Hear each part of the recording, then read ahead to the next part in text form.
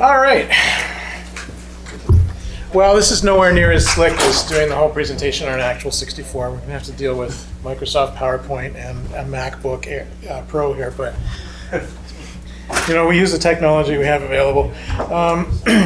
This wouldn't be a proper PowerPoint without an agenda. You can tell I've been in the corporate world a little bit too long. I'm going to give you a quick introduction. Hello.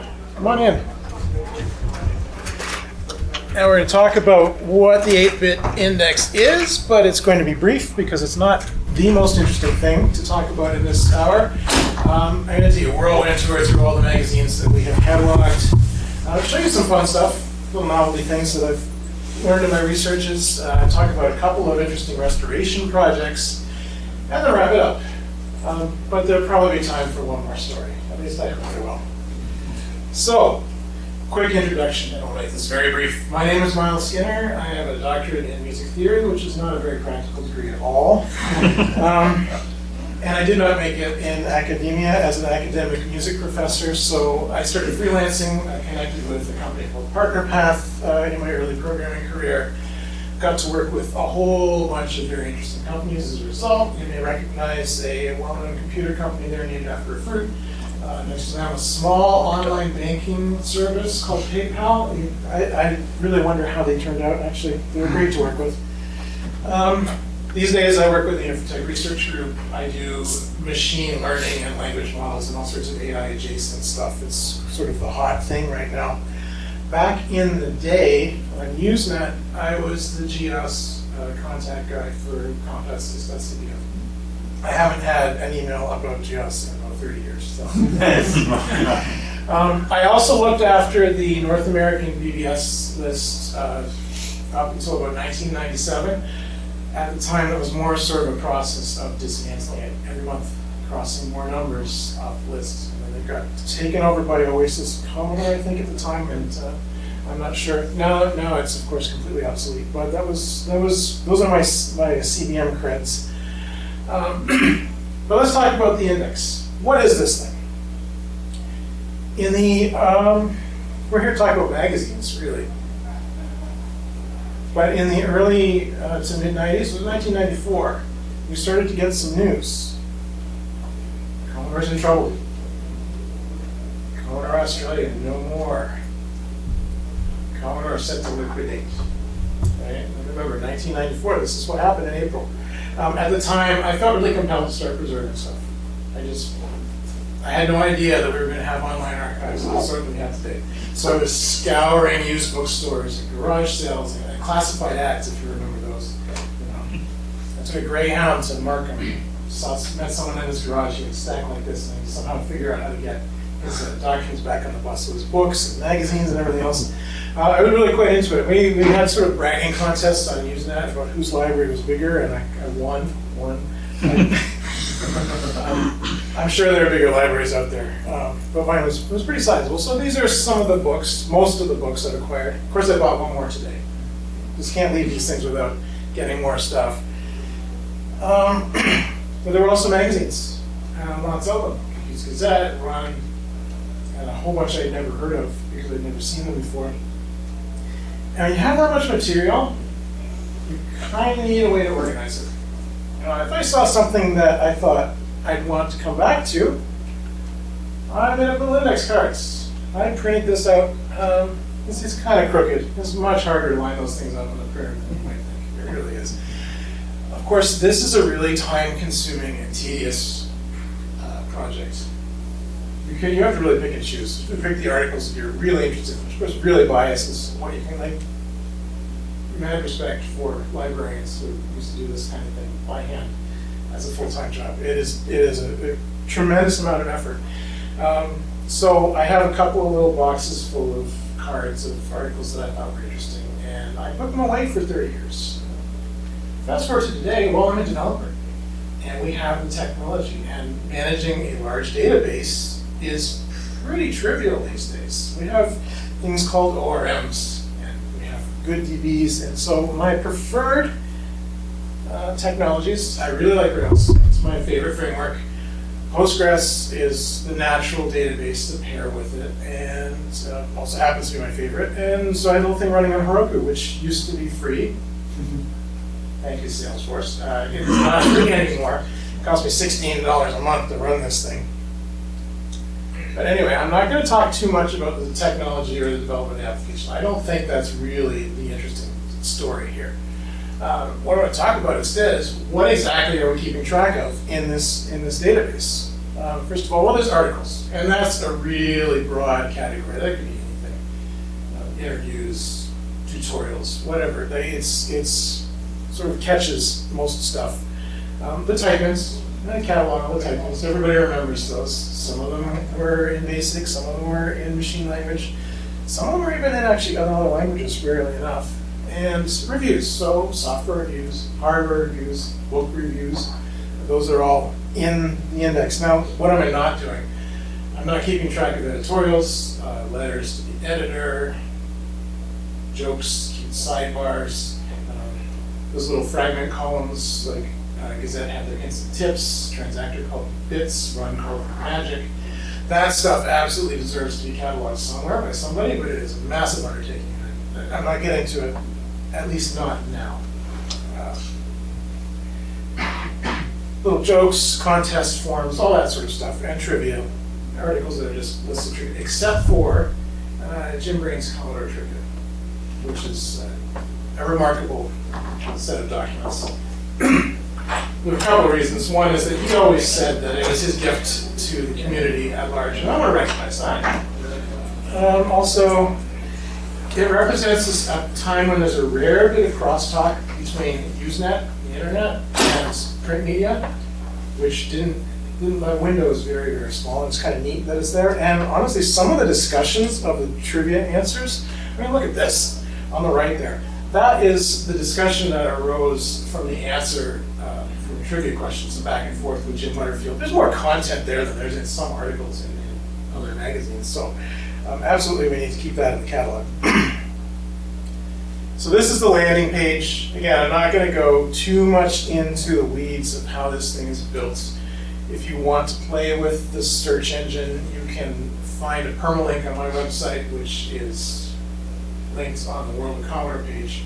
So let's play with it. There are a couple of sort of canned searches that you can use to get started. For instance, articles by Jim Butterfield.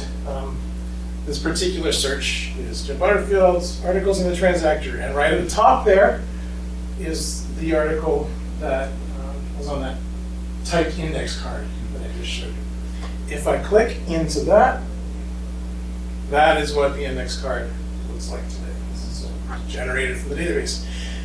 Some information about the article, that little blurb in italics is what Transactor says that we should know about it, and then the regular type underneath is my quick description of the contents of that article. On the left, there are a number of links. This one in particular, view issue. Well, if we've got the search engine, it's not very useful if we can't hyperlink to the actual document that it contains. There was a problem with this. I mean, there are lots of archives out there, right? There's CS Bruce. Craig Bruce has all the Transactors. All the Torpets and TPUG magazines are on the TPUG website. Commodore.ca has a whole bunch of magazine PDF scans on it, but they watermark them all. I'm not terribly happy about that. And then there are various archive.org sites, and it's just scattered around that. It's an absolute mess. Trying to link to all of these things in a programmatic way it was just a huge problem. So,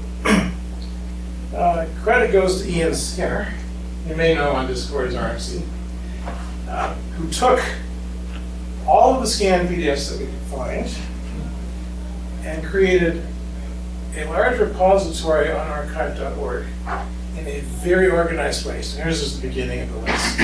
Each of the magazines. If you drill down into the specific directory structure, every single one of these things is in a predictable format. We got a slug, so Commodore World, the CBM_world. We go to the year, 1996. All of those are in a folder. And each file name, the slug, the publishing sequence number, and the publication date.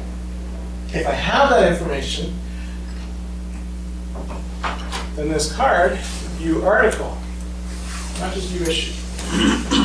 Because I now have a programmatic way. If I know the page number of a specific article, because the directory structure is 100% consistent, I can go straight to color coordination by Jim Butterfield.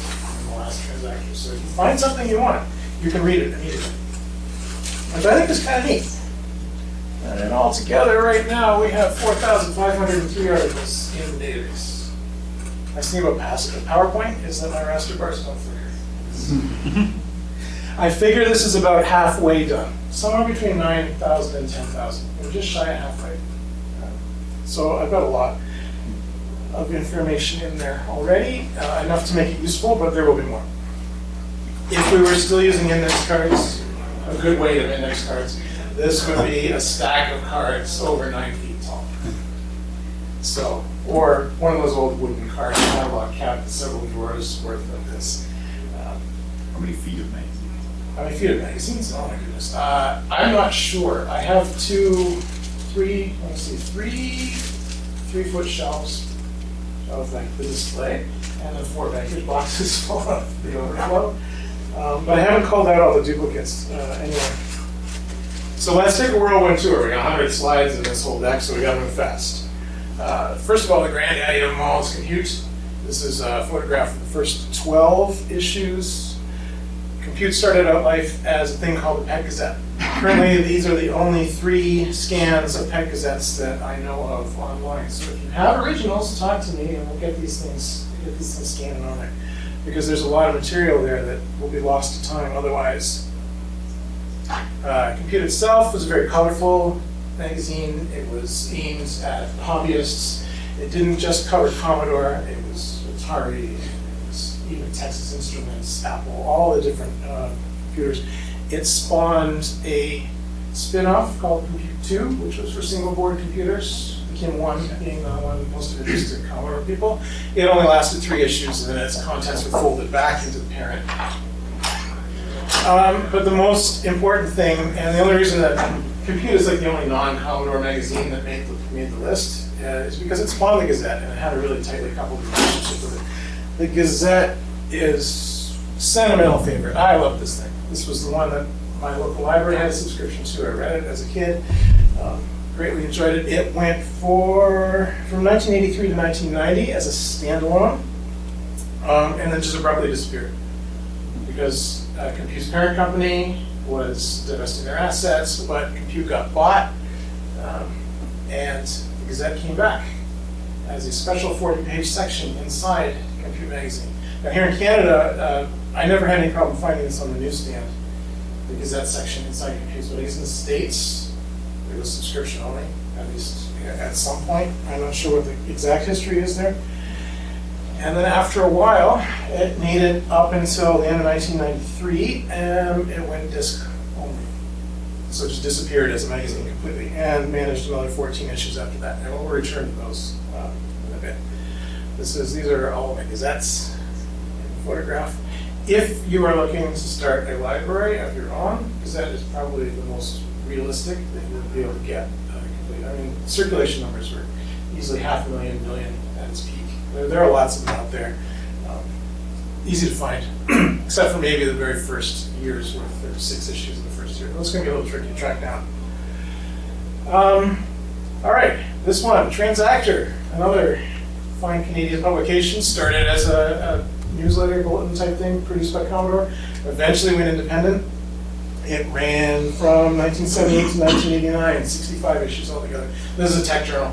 A little dry for casual reading, but the content is amazing. Programming, hardware projects, just all this sort of thing. It's definitely worth checking out even today.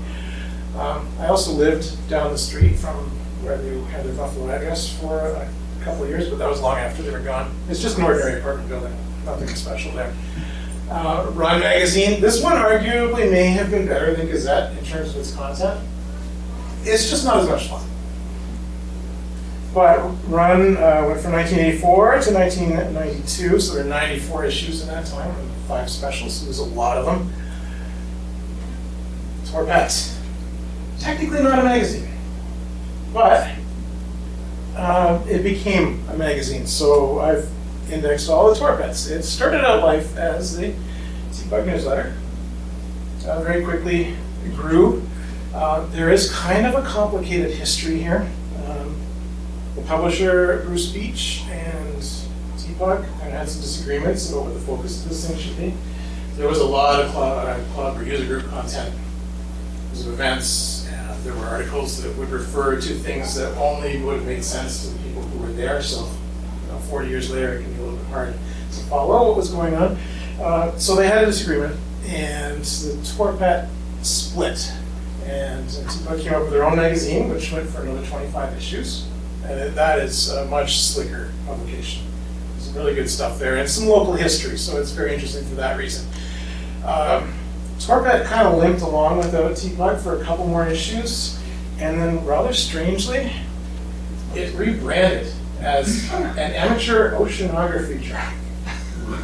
Of all things. Yeah, for real.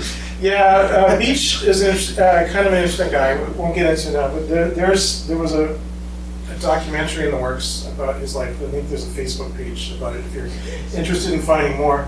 And so this was totally supposed to be a photograph that pandered to the hometown crowd. However, I didn't realize that I am missing number 7. I have 2 almost full sets that I purchased recently, and they were both missing number 7. If you have one, let's talk. Check the box. I have. Lots of really nice quality gazettes if you're interested, by the way. I'm not affiliated with the vendor, but they're out there. Go get them. Ahoy, this was a fun one. It went for a good 61 issues. They used to brag that they were the best looking of all the Commodore magazines. They really weren't. Their layout was terrible. Their articles were scattered across pages. You'd say, if I continued on page 86 and you flip to page 86, there'd be half a paragraph wedged between a couple of ads. Continued on page 94. It's just, mind you, if you're interested in programming challenges, the Commodore's column is really worth checking out, which is studying a puzzle for the readers. Not all the Commodores got answered before this thing folded. Info 64.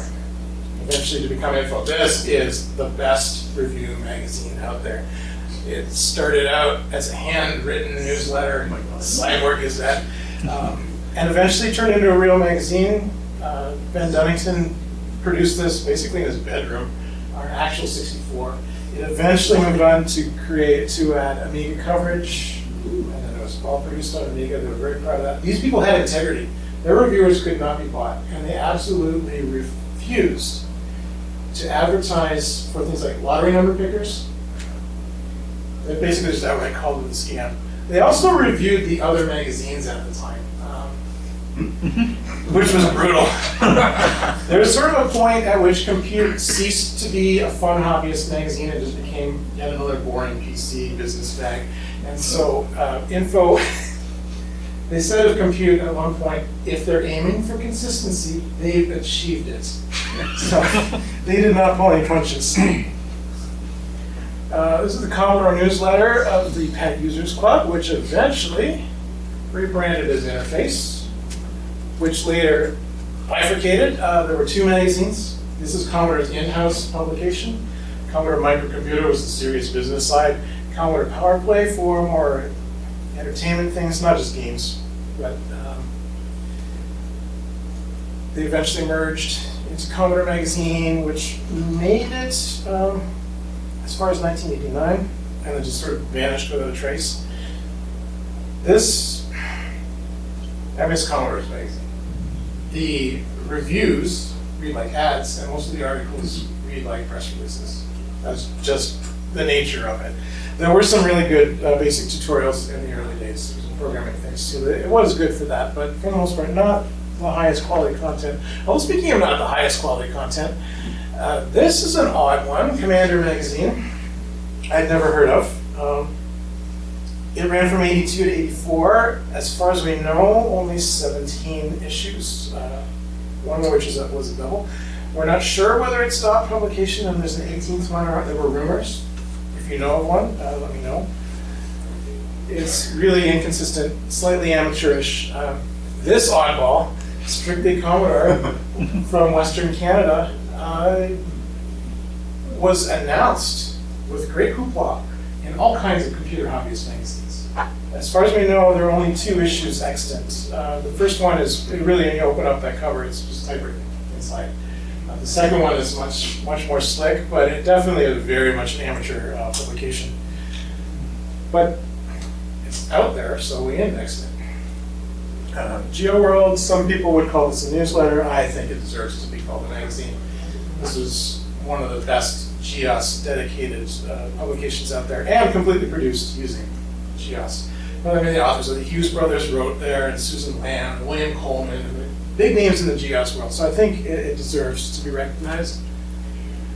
Die Hard, one of the last Commodore magazines to give up the ghost.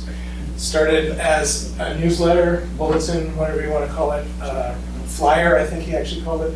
Printed off 10 of them, went to sell them to the local user group for $1 a piece, sold them out. I'm sure more of them got printed because they are out there. Grew up into an actual magazine. A little bit busy. The typesetting is not the most professional, but I don't know, I have a kind of a sentimental soft spot for Die Hard. It's a lot of fun. The other magazine that managed to make it into the 90s was CMD's Commodore World. Unlike Commodore's magazines, these did not read like advertising. I mean, yeah, there were articles about CMD hardware. I mean, how could there not be in the 90s? But there was news from around the world. They covered the Commodore's liquidation and bankruptcy proceedings. There were, Jim Butterfield's probably definitive word on relative files. He's been writing about them for years. His series of articles in Commodore World, I think he finally nailed it. It's a complicated topic, but he made it easy, as he always did. The typesetting, again, can be a little busy. This is really just some of the worst 90s excess of layout design. And that on the right there, unretouched, is sort of medium gray text over a light gray background with extra graphic whatevers. It's not always the most accessible in terms of visibility. Interestingly enough, there was a Spanish magazine called Commodore World that I know absolutely nothing about, but it ran for quite a while. It's not related in any such way, but it was just an interesting thing that I turned up. All right, moving on. Just some fun observations. There's a lot of stuff in here. Like for instance, there was a lot of advertising for copy software. I don't know if you can see what's wrong with this particular ad. I mean, they were always very careful to say that we are not, we legitimate backups. We're for legitimate backups. Maybe you can see it now. Yeah. Oops. I think they meant condemn. Right, to condone is to tacitly approve of questionable activities. So maybe they did mean it. Maybe it was just a slick, it was an intentional mistake. I don't know. This answer to a question in Commodore magazine, the 6502 can only address about 65. Why so imprecise? Does that sound better than 64? It's just very strange. Must have been somebody on the ISO or the not the ISO, the metric committee. Okay, okay. This review from the very first, the premier issue of Compute for 3 word processors, one of which was called Word Processor, one word processor program, and Word Processor, a bargain in 1995. That's because in 1979, naming things had not yet been invented. It's fun to see predictions too. Info absolutely nailed this one. In 1988, they said they'd like to see an online service, inexpensive, quick, easy to use, and provide access to most of the world's information. We didn't have this, but this is Google, this is Bing, this is DuckDuckGo. Was. Well, let's not get into that right now. I still believe in the internet. I know. And as I'm going through these magazines, I'm always trying to make corrections. So there are bad scans, there are missing pages, torn pages. Sometimes they're upside down, or they're out of sequence, or they're duplicated. This one actually is not duplicated. I thought it was at first. When I look more closely. To see what's going on here, I'm going to back up a page. All right, let's activate Zaxxon Flight Simulator. And we flip through the pages. Oh yeah, that was an ad. Just very clever. Really, really clever use of the medium. I think too, we talked about type-ins. This is a whole other topic that's definitely worth thinking about. But Sometimes they were professional programmers who submitted these things. Sometimes they worked for the magazines. But look at this. Freshman at college, Lake County, so not a professional. 10th grade high school student. Right? These are all coming from 1988 issue of Run, just arbitrarily picked that year. Freelance writer with interests in educational and home applications. A physician and amateur programmer. Retired Naval Chief Petty Officer. An air traffic control instructor. A carpenter. And he was prolific. You check him out on CSDP. Tony Brander wrote a lot of games. A microbiologist. A clergyman. Oh, this one. Probably the only Commodore programmer who has great grandchildren. This is amazing. This is just a sampling of people who were published in Run magazines like this. And this, I could wax nostalgic about this forever, but I mean, not everybody can be a programmer, maybe, but programmers can come from anywhere. So let's talk about restoration. So this is kind of, aside from just the research aspect of things, we're trying to preserve, we're trying to clean things up, organize. So I do a lot of lateral reading, research. I'm going to find out what's going on, trying to get whatever information I can. Sources are sketchy. For Die Hard, I actually found Brian Crossway's website. He was the editor-in-chief, so that was a very useful primary source. Those are all the Die Hards that I have, 23 of them. I saw this news bite. Issues 24 and 25 in postal. This is interesting, but there are only 23. What's going on here? So I had to check it out. Yeah. On the same site, there were supposed to be JPEG scans too. They were typeset and geopublished. He had JPEGs that were converted from GeoPaint. It's a bit lossy, kind of hard to read. They cut off the bottoms of every page. Also, 404. Well, we have a Wayback Machine. The internet does not forget anything. I had to find my way through Tripod archive site, which led me to an Angel Fire site. Angel Fire? And I found them. I found all of these JPEGs, every single page. And they're a little bit bumpy. You can see it's not easy to read the text. But I did reconstruct all of these into a image. I cannot tell you who the author is of that article there. That dialogue text box, mysterious. The type-in programs, this is fatal for type-in programs. On the bottom, lines cut off. Who knows what that was? But I set them all up. We added them to the archive. I sent Brian a note and said, hey, I reconstructed your magazines and I put them up online. You okay with that? He sent back a heart emoji. So I think that's approval. I didn't hear anything more from him for a while. 6 months later, he sent me a download link and said, oh, by the way, I have the PDFs you were looking for. So now I can announce here at World of Commodore that there have been 2 lost issues of Die Hard published. Number 44 and number 25. Go and check them out. They're a lot of fun. You can see the improvement in the quality. So they're pre-proof. They're pre-publication proofs. So they're placeholders for ads and things of that nature and other graphic elements. But that's how they sit. They're completely readable and indexed in our database. And we could reconstruct those ads and reimagine what they would look like had this actually been published. I didn't do that because it's sort of tampering with historical documents, but it's kind of fun to think this is what could have been. There was another major reconstruction project that I carried out. I was only doing print stuff. I didn't want to deal with disc magazines. There are 200 and I don't know how many Lodestars. I just don't have the time. There's so much. But the Gazette disc, there are only 14 of them. And I wanted to maintain continuity with the print Gazette, so I felt I have to deal with this stuff. Fortunately, there was a print version. It's been circulating since 95 or so. A guy called Chris Ryan, who I was able to get in touch with, told me to print them out on his Panasonic 9-pin printer. And he made covers in, I keep wanting to say Photoshop, but it's not, the print shop. For each one of them, and they've been kicking around in that forever.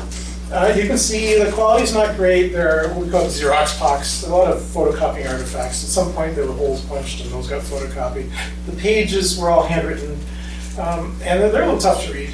I mean, I love that these things exist, but they weren't the greatest things. They're the OCR that we used to full text, just cannot understand that 9-pin font at all. It just makes a mess of it. So I decided to take on the task of pulling the text out myself. The whole story is on my website if you're interested in more details about it, but I decided to keep Chris Ryan's covers as sort of a nod to the work that he put in, but everything's nicely typeset. So that's the same page facing now, and kind of like a modern, just done in Microsoft Word. But that enabled me to restore the mastheads, which weren't actually on every disk, so everybody could get credit, including Chris Ryan. Table of contents, it's really hard to link to an article if you don't want to know what page it's in, so I had to sort of come up with the appropriate pagination. If there are little programming snippets in there, on the left you can see some basic, on the right you can see some disassembler, at the bottom you can see some symbolic assembler. That's from a good article by Jim Butterfield there. I could add screenshots, but they just were not present on the disk, so it gives it a little bit more life. The December 1994 issue had the whole Christmas demo, so I just screenshotted a lot of it. I like this. This just looks nice. You could print this out and have this as a physical document if you wanted, the whole magazine, all 14 of them. And the ads. There were ads. No one's ever going to see those ads, but I surfaced them here, screenshotted them. I was really disappointed that there wasn't more Penske at that telephone. That's about it. Mostly they were just walls of text. Very sad. There's a little lost opportunity there. So there they are. Those are the 14 gazettes. If you haven't seen them yet, go check them out. There's some really good content. Jim Butterfield was a regular contributor. Steve Vander Ark's columns and GS were pretty good. All right. I'm going to wrap this up. So these magazines, they're all gone. Every last one of them ceased publication. 2 new diehards notwithstanding. And it appeared that they didn't see it coming. Info stopped covering the 8-bits, I think it was issue 31. So it's just frankly, there wasn't enough content anymore. Not enough new products, okay, fair enough. They went on to the Amiga, became Amiga exclusive, managed to go for a little while longer. Their very last info, their editorial was sounding the alarm about migration from Amiga to PC, and they vanished. But there were some patterns. This happened to all of them. Run, in its final issue, published the results of a reader survey. What do you want to see next? The same thing with the last standalone Gazette. Penultimate issue, reader survey, and they were discussing the results in here, and then gone. Now they did manage to resurface, but still, they didn't know that that compute was going to get sold, that they were going to end up seeing the changes that they did. Transactor, final issue. Guess what? Preliminary results of a reader survey. What would you like to see in future issues? Oh, also, they had just hired a new assistant editor. No idea this was coming. Now, we know Die Hard died. They didn't make it past 23, but if they had, this would have been the last issue. Guess what? Reader survey. Also, they just hired a new assistant editor. It's nice to see them keeping up the traditions. So, it is very sad. They just disappeared. The market couldn't sustain it. As we know, it got smaller and smaller. And now it's really niche. World of Commodore used to be like this massive trade show. And now it's jumping up there, but it's nowhere near as big as it was. Oh no. There's a little bit more to this. They didn't all vanish without a trace. There was one that knew. It's really strange. Compute folded, and the Gazette disk actually kept going for a little while longer independently. Not very long. They didn't have a great circulation, maybe 3,000, 4,000, the best estimate I can come up with, but they knew. That's the editorial. The authors actually got to tie up information. They left contact information. They said, here's how you can find back issues. You want some of my previous articles? Find me on CompuServe or whatever. So they knew, including this guy, Mr. Fred DeGaze. I loved his columns in the Gazette. I read them as a kid and always enjoyed it. They were never technical, but they were always fun. He used to write about education, kids, computers. He went on to write about predictions about future technology. Sometimes it was quite wild. But at the end of his last article, he wrote, what did he write? If you really haven't had enough of me, then I invite you to write me, and we'll keep this column alive interactively through correspondence and email addresses. Which mouse? I had to try. I felt compelled. to reach across the day. So I did a little digging, and I turned him on. I found his address, and I wrote to him, unsolicited. I mean, you got to be careful with parasocial natures of these relationships. I know way too much about him and his family from the college, but I'm just some random on the internet. But anyway, I just said, hey, so you invited us to keep the correspondence going. So I'm just saying hello. And he wrote back to me, what was this about again? And I filled him in. It was 30 years ago, and he thought that was absolutely hilarious. He was very generous with his time, very gracious. We had a great conversation, and then he asked me about the research, and he said, well, I have this Wikipedia page. Is there any way your research could be useful for that? Well, I've got all these articles cataloged. Not complete yet, but it's in progress. That's the actual link there to my stuff. I wrote an API that just lets you do a search, a simple author search, and it sends back all the data in a JSON, which you can embed on a website, format it however you like. So you go from Wikipedia to my bibliography, all of those links, of course, we know that you can go straight to the articles from there. So currently 93 articles, definitely incomplete, but it's not just him.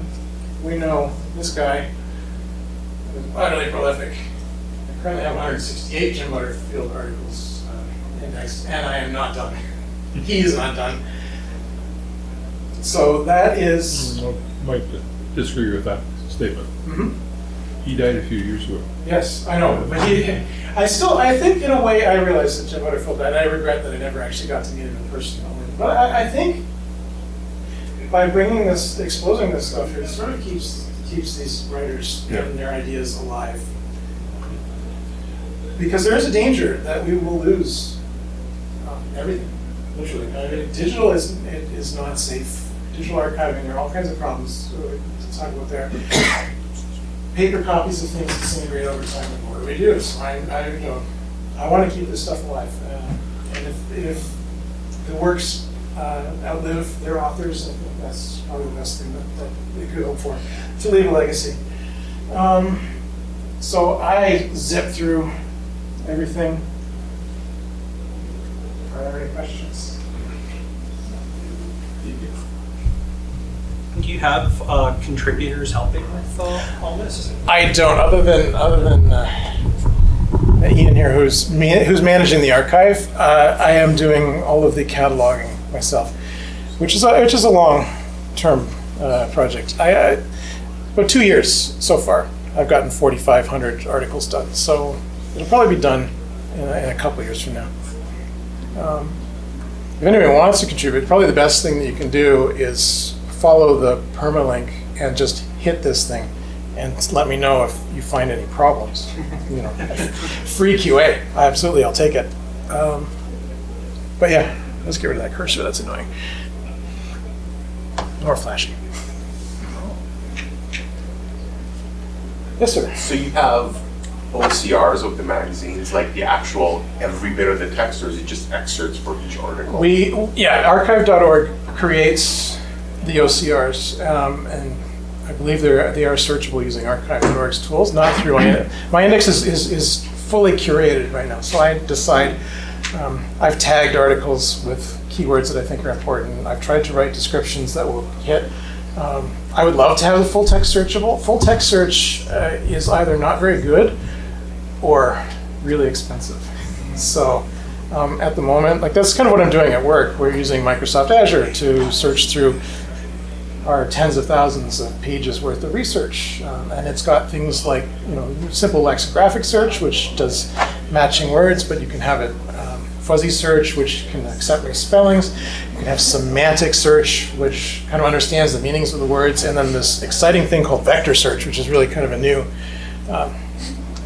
well, the idea is not new, but the technology that supports it is very much new, where it takes all of your text and it translates it into a matrix of incomprehensible numbers and determines by which numbers are adjacent to which other numbers, what would be close. So if you've got a bad search, I would love to have all that. Maybe in another 10, 15 years, the technology will enable that. I'm thinking maybe a crappy full text search may be possible in the near future, simply because we do have that. We can import that into the database. But to have the actual information, so for example, you find an article that has a type it. Well, I want to cut it. Oh, yeah, you could go to it. You gotta hope though that the OCR it's good, and it's gotten a lot better. So is there a link from there, to an OCR Yep. version? Yeah, Okay. there sure is. So you can get the actual article, you can get the full issue, JPEGs produced of all of them if you just want to look at them. You can do the OCR. There are a couple of other formats in there. You can there's a set of links on the left side of each card. So yeah, if you want the text, full text, you can grab it yourself. Also, if you go out to the archive, you can torrent, download the PDFs from there directly if you want them. There are links to the text, OCRs, scan pages, all kinds of stuff. Archive.org it's a remarkable project, and by using them, we get a lot of bells and whistles for free.